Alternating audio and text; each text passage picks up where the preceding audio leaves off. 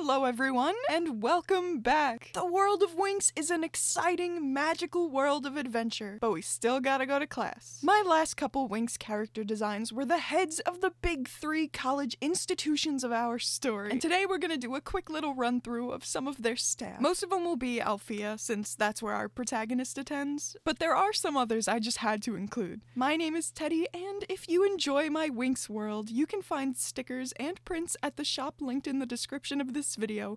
Alright, let's go. Up first, we have the Dean of Discipline at Red Fountain. He's sort of like the Griselda for the specialists, and the two are certainly able to bond over that fact. This is Sir Ivan Codatorta. He's a 50-year-old divorced dad with a 15-year-old daughter who just got her fairy wings and is hoping to go to Althea in a few years. According to the Winx wiki, Codatorta was confirmed by the Russian version of the Winx Club PC game to be the father of a background fairy named Hortensia. Even if you don't recognize the name, I'm sure you recognize one of these iconic looks. I thought that Codatorta being a girl dad was just delightful. I imagine he is incredibly hard on his students at Red Fountain and is very serious when it comes to his administration and teaching duties. But then when this big, intimidating man gets home to his daughter, he just melts into a total softie. No, reminds me of my own dad, actually. Codatorta is really the only Red Fountain teacher we know anything about. He seems to be sort of like the supervisor or maybe advisor for our group of specialists and possibly a few others. He definitely is a hard ass on them like Griselda is to her students, but with Codatorta it's more of a mask that he puts on to maintain an image of being a hardened soldier, whereas Griselda is just like that. I definitely do see them having a romantic arc together in the background as the story goes on, moving from a sort of implied colleagues with benefits thing to more of an actual romantic relationship over time. I think he would also be one of the only people that really understands her as the fairy of combat, but is also able to get her to relax and unwind a bit, maybe even laugh. Plus, if you remember from Grizzy's design, I wanted to eventually give her a mentor relationship with Stella.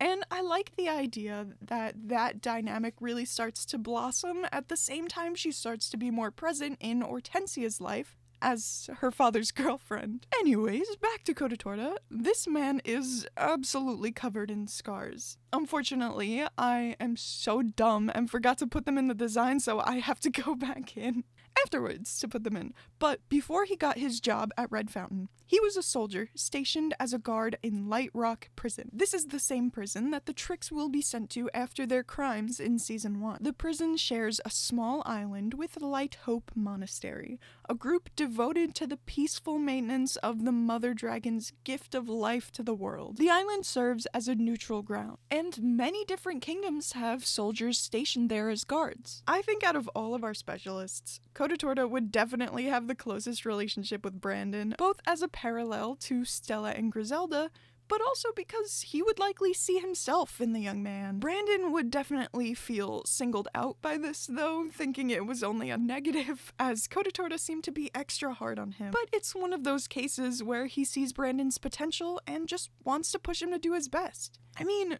we know that Brandon isn't a slacker, but in this hypothetical show, he can come off as a bit airheaded. I took a small bit of inspiration from more casual Viking fashion for his outfit, and I think that while Codatorta would definitely care about maintaining his appearance as a big gruff tank, he would also be looking for comfort as he gets older. I gave him sort of a Wolverine hairstyle, but to be honest, I could never tell if his original design, has a very severe widow's peak, or if he has some crazy V-bang bowl cut. I swear it switches back and forth. I also gave him a fur capelet thingy. I feel like it's a good symbol of his dual nature. Like, it's a soft, warm texture, but also, did he kill and skin that beast himself? Probably.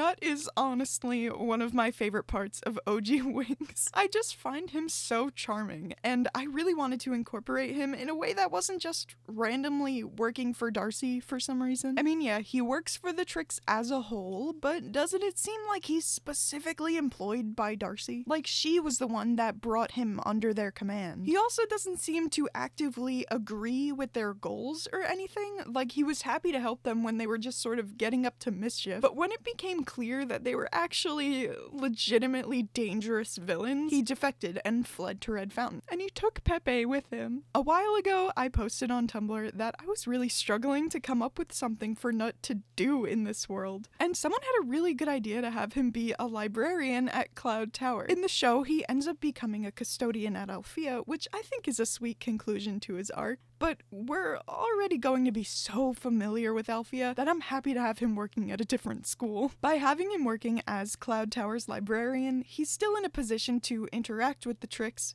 and end up helping them out in their plans by being someone they can go to for answers and to manipulate and stuff like that, without just being their hired goon. In the show, he's an ogre, but I made him more of an orc, I think. This is honestly just because I really like orcs, and ogre makes me think of Shrek no matter what. I'm sorry. I still kept him a big fat guy though. I haven't talked about the trailer for the Winx reboot on here yet, but did you see this? This has to be Knut, right? They yassified him. They made him into a beefcake. That's crazy. I bet they changed his name and fixed his eyesight too. No way. That man is fat, bald, and nearsighted. I haven't really explored the non-humans of this world yet. I talked a bit about the pixies, but that's kind of it. And honestly, it's one of my biggest regrets when it comes to this rewrite. I really want to go back and retcon some things and at least have some characters have like different races in their ancestry or something, you know? Yes, I do think certain species probably wouldn't be able to be fairies by nature of already being a different kind of magical creature. But what a missed opportunity it would be if I didn't play with that idea at all, right? Anyways, I think that there's just probably not a high population of orcs in the part of Magix where the story takes place. There's a whole other side of the world that just isn't really involved in any of this, and it makes sense that certain regions would have different ecology and be home to different kinds of beings. I'm definitely not incorporating Downland in this rewrite because I personally just don't really like it, but if you want to believe it's out there somewhere, go ahead. I think it just makes the world feel bigger, and that's a major goal of mine for this whole thing. I want Magix to feel like a real, massive, breathing world with extensive history and a vast diversity of places and life. I kept Knut yellow, of course, and instead of his overalls, he wears a big old pair of pants that he throws a blazer on top of for work in an attempt to look a bit more dapper, though he still doesn't wear shoes. I like the idea of orcs just having different ways of dressing, and Griffin being totally cool about it. And I also think it's just funny that he doesn't wear shoes in the original show, so I wanted to keep it. I mean, he's probably fine walking around outside on the blacktop and gravel, so on the carpet of the library, he'll be fine. Same with his cat eye frames, I had to keep them. They are delightful, and I love that he so clearly has his own likes and preferences that make him feel more fleshed out, even if only a little. On to Alfea. While I, of course, am excited to look at some of the other magical races of this world, there are going to be some regular old fairies amongst the faculty. Professor Eliza DuFour has only been teaching at Alfea for a few years, and just celebrated her 28th birthday. She is the embodiment fairy of reflections, and teaches the first-year class on manifesting your fairy form. She's also the advisor for fairies who don't yet know what their fairy title is, and helps them to discover it. I want her to serve as a representation of an age range of fairies that we don't really see in this rewrite. The millennials. She's only a generation before the Winx, and is much less removed from their perspective than, say, Griselda and Faragonda are. Her gray hair is just genetic, like how Techna's hair is pink, but also it serves the purpose of highlighting how much more mature she feels than her students, yet you can still see that youth in her face. These girls will be her far before they are Faragonda. I'm pretty proud of her fairy title. Not only is she a vision of who these girls could be in only a short decade, and and they a vision of where she was at their age, but also, in order to design and equip your fairy form, you need to reflect on yourself and your connection to your magic. You have to examine your personal style and what you want to look like when you essentially create your magical uniform. It's more than just putting on a costume. It's about designing a state of being that reflects the core of who you are as a fairy, something that becomes identifiable as your form. The less your fairy form feels like you, the harder it will be to manifest it. Another thing I really like about her fairy title is it shows a much more subdued power level than what we're used to. We've grown familiar with watching these magical prodigies, essentially, and we don't really get to see some of the more simple power sets. She may not be up there with Bloom and Stella's titles, but she still managed to get an important position at one of the most prestigious fairy schools in the world because of the ways that she interprets and harnesses her powers. She's not going to be single-handedly saving the world or taking down corrupted forces of darkness, but she's just very suited to being a teacher, and that matters. And I think all of her students would be really excited to be in her class and to get started. DuFour is one of those characters in Winx that you would think would have a lot more screen time than she does. She's in the first few episodes, they're in a school, she's a teacher, and she has a really fun design. I don't know. Even though for my rewrite, she still probably wouldn't have a very big role in the story, I wanted to make her feel more like a character. More like an actual person, at least, you know? Because honestly, in the original, she just doesn't feel like anything. I think a lot of people in the fandom don't even know her name, and I can't blame them because she's so nothingy. It definitely feels like she was wasted. It's such a good character design, and there's so much potential for her to have relationships with the girls. Griselda and Faragonda have all of this other stuff going on. I want to see them interact with someone who actually is teaching them how to be a fairy. Instead, she just teaches manners. I don't know, as much as I love Wizgiz and Palladium, and we'll get to them later on, they're not fairies themselves. So they're just not going to understand it the way that DuFour would. And it's a missed opportunity. But what else is new? Oh gosh, this guy. Since I made Knut an orc, I debated making Wizgiz a halfling that just happened to be very Irish because, I don't know, him being a leprechaun is weird to me for some reason. I just can't quite put my finger on it. Almost like the feeling of an anachronism, but that doesn't really even make sense I don't know. Okay, you know what it is? So many of the other things in Winx feel like they've been tweaked or made their own in some way to fit the world. Like their technology, their architecture, the way that being a fairy works. But Wizgiz just looks like a leprechaun that you would see as a mascot for like a pub in the real world. It feels too much like they just plopped him in without making any changes to the base concept of a typical leprechaun. And the fact that he's the only one we ever see, he just sticks out so much in a world where everything else feels pretty cohesive most of the time. And that's why I debated changing him so much, but honestly, I was worried he would just lose that Wizgizian charm. And my fiance really likes him and really wanted to keep him as a leprechaun, so here we are. So here's what I'm thinking. Bear with me. As discussed in Roxy and the Black Circles videos, after Valtor's rampage across magics, many people wanted to find a new home where they could be free of magical powers and the strife they cause. The planet they found was Earth, a place that was devoid of any fairies or witches or sorcery, and a movement began called the Earth Relocation Coalition. They constructed portals, and eventually there was a mass exodus from the planet. The Wizards of the Black Circle was formed to maintain the Earth's status as a fully non-magical place. But the truth is, there's no such thing. Though far less than their homeworld, the Earth does have its very own magic. There are a few magical species on Earth, though they are far and few between and keep to themselves as much as possible. One of these being the leprechaun. A long-lived fey creature with a reputation for mischief, they were mostly harmless. However, when the Black Circle learned of their existence, they refused to believe they were native to Earth and refused to accept their presence alongside them. Those who were not taken out by the wizards fled to magics. I really like the idea that magic and life go hand in hand. Even if the ratio is off, you can't have one without the other because life itself is magic. And I think this sounds like something Wizgiz himself would say. It's really nice that all of the teachers at Althea really take their job seriously, including the one that's kind of a more jokey character. He's shown multiple times to give really solid advice to his students. I mean, we have to assume that one girl didn't stay a pumpkinhead, right? Why are people always turning into pumpkins anyway? Ugh.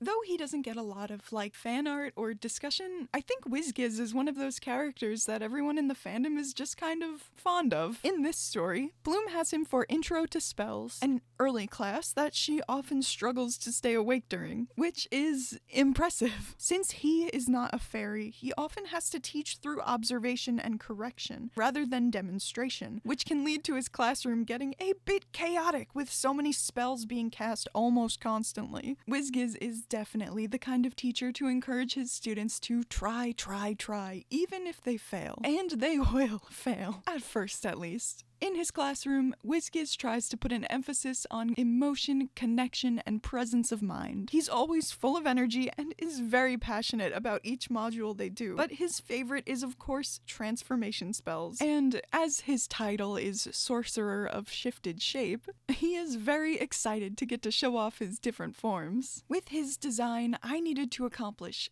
3 things. Make him feel like he fits in amongst the staff while maintaining a slight sense of otherworldliness to him. Have it be clear that he is a leprechaun without being overly reliant on stereotypical depictions of such creatures. And somehow give him a sense of very intelligent, distinguished whimsy. I really didn't want him to feel like just a guy, you know? It's Wizgiz.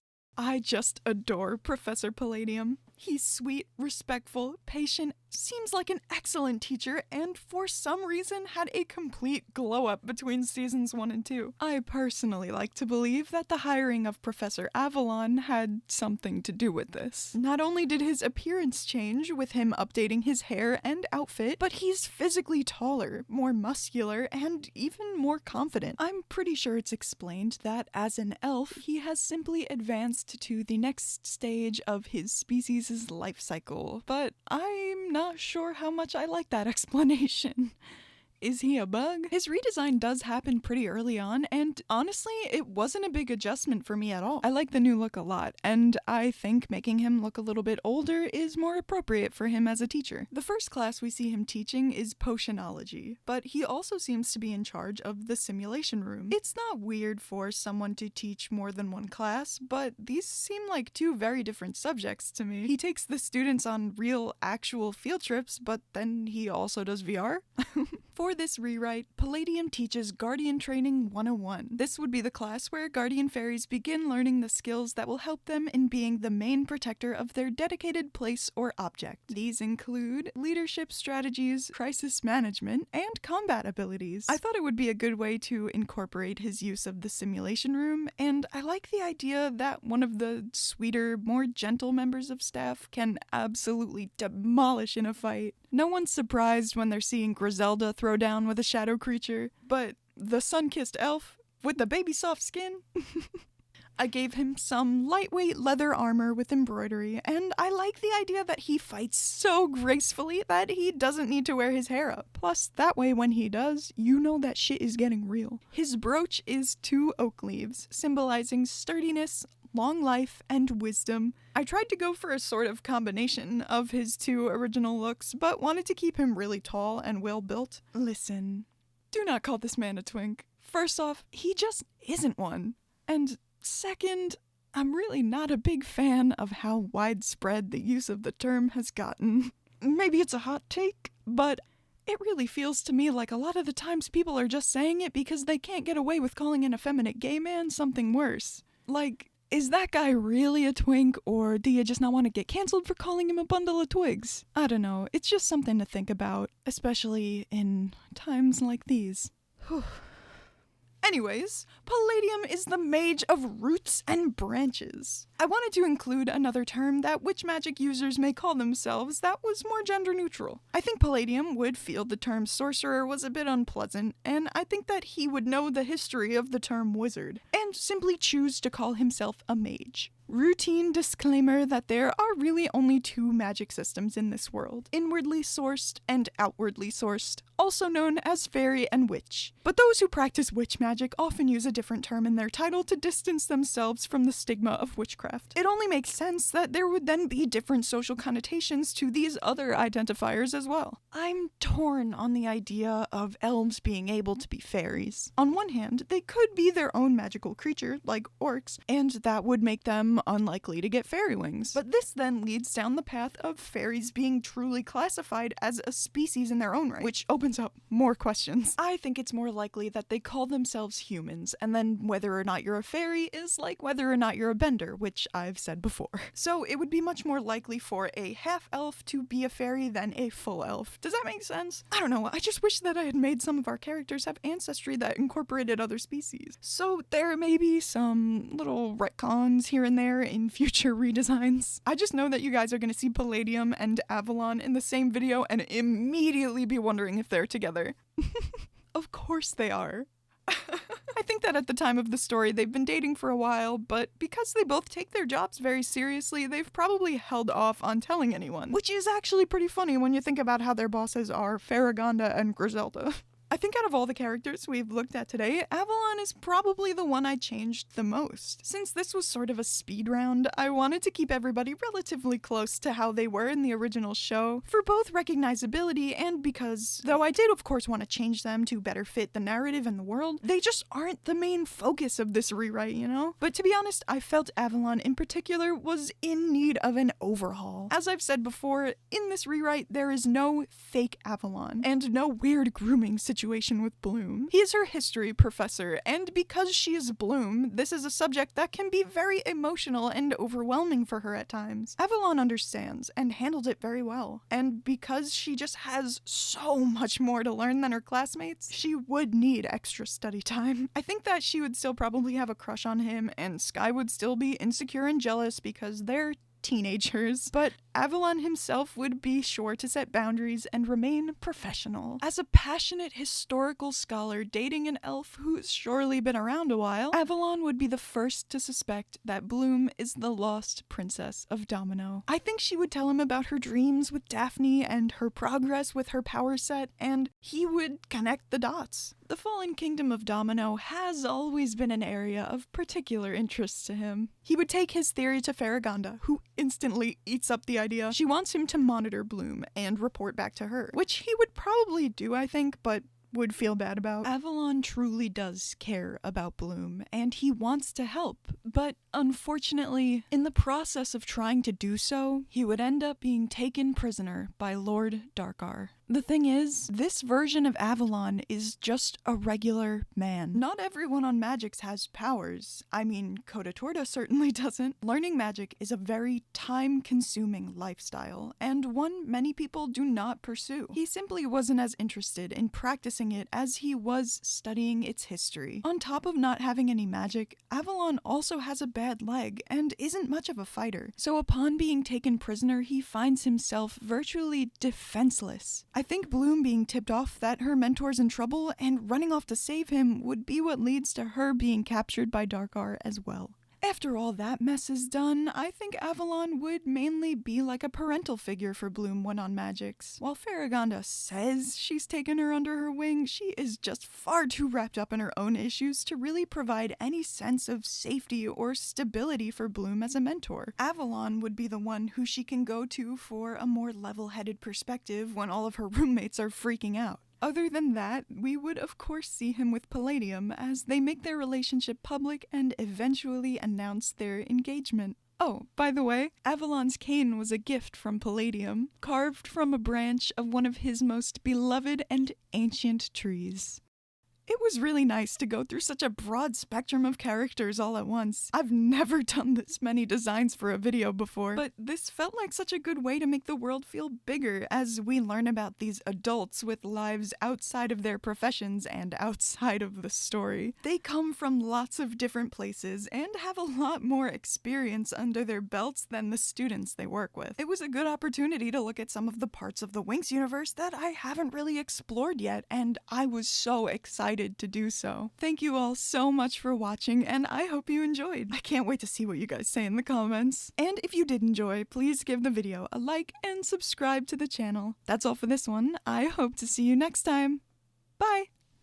You know, I put Knut and DuFour next to each other in the lineup of all the characters. They kind of look good together, don't they? Is it just me?